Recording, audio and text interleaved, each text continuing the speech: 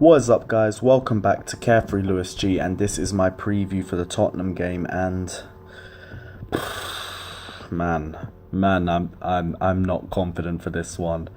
With the suspensions at the Burnley game for Cahill and Fabregas, the defeat to Burnley, our depleted squad becoming even more depleted now Fabregas and Cahill are gone.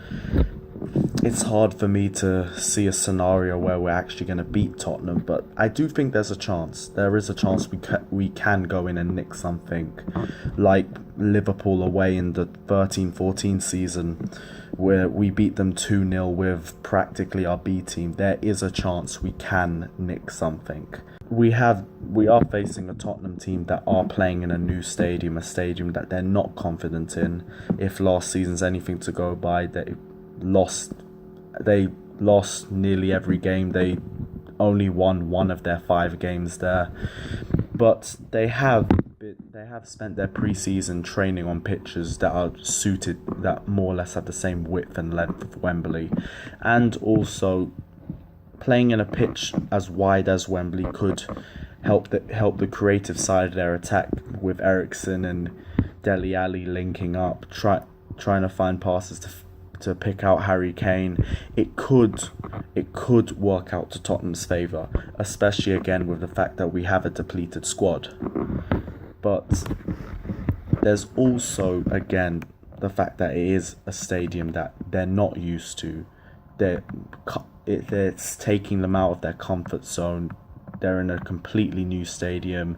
The fans are going to be a bit further back than they usually are. White Hart Lane is usually a much tighter pitch. The fans are right next to the touchline. They're not going to be that close now. It's all these little things that could impact the team. And maybe, just maybe, we could take advantage of that. I've heard that Bakayoko is trying to push himself in as fit. Personally, I wouldn't play him regardless. I just don't want to risk him suffering an injury and putting himself out for even longer. I'd rather rest him now, maybe bring him on as a sub and play him against Everton in a week.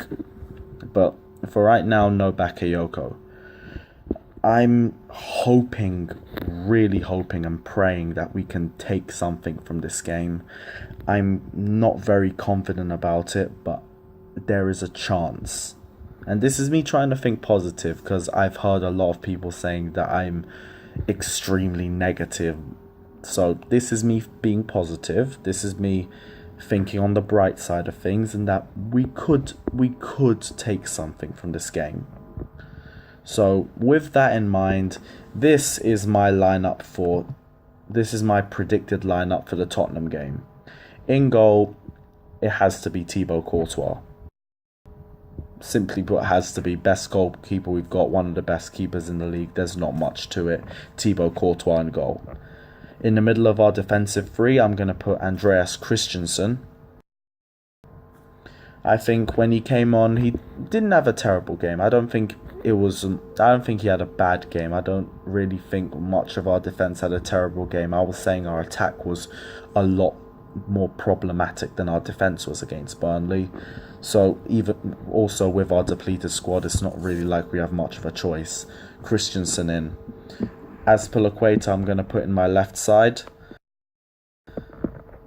One of, if not the best defenders we have in this team, if not one of the best in the league. Again, it's one of those easy options. Azpilicueta has to go in. On the left side, I'd put Rudiger. Rudiger came in and looked so much like a leader on the pitch against Burnley. You saw a little point where Courtois and David Luiz were arguing, and Rudiger was trying to get them to snap out of it and focus on the game. Rudiger, I think, had a great game against Burnley, and I'm hoping he continues on. At left wing back, I'm going to go with Marcos Alonso. Thought he had a really good game as well against Burnley. I don't think he's done much wrong in the last few weeks. I thought he had an iffy game against Arsenal in the Community Shield. But Marcos Alonso, I still think it's too early to completely say this player shouldn't be starting or this player shouldn't be starting.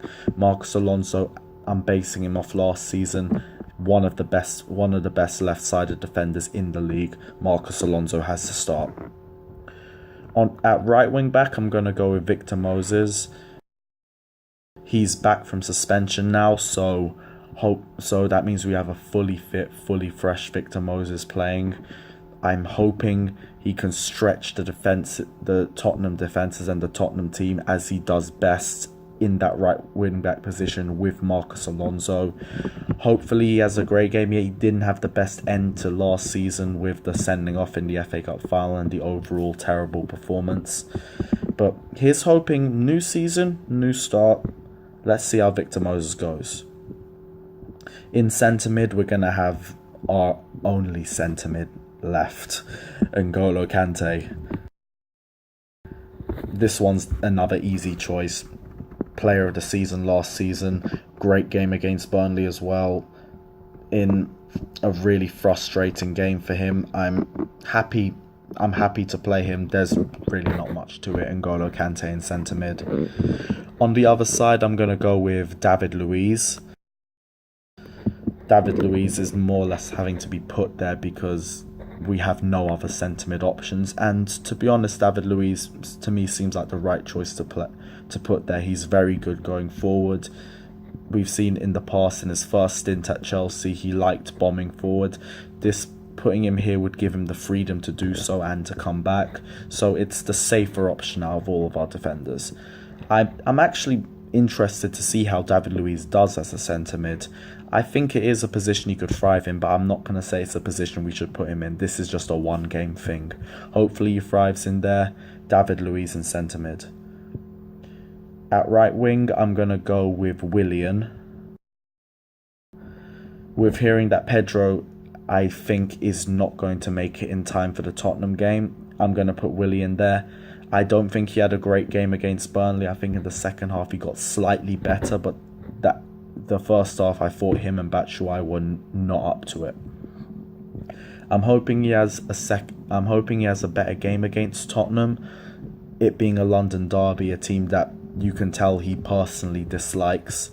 Hopefully it gives him that little edge to his game that could bring out the best in him. I'm not going to judge him based off one game. Here's me hoping he has a good game today and a much better game than he had against Burnley. On the left side, I'm going to go with Charlie Masunda. I think we didn't see much of him in the Burnley game. He only came on at around the 90th minute.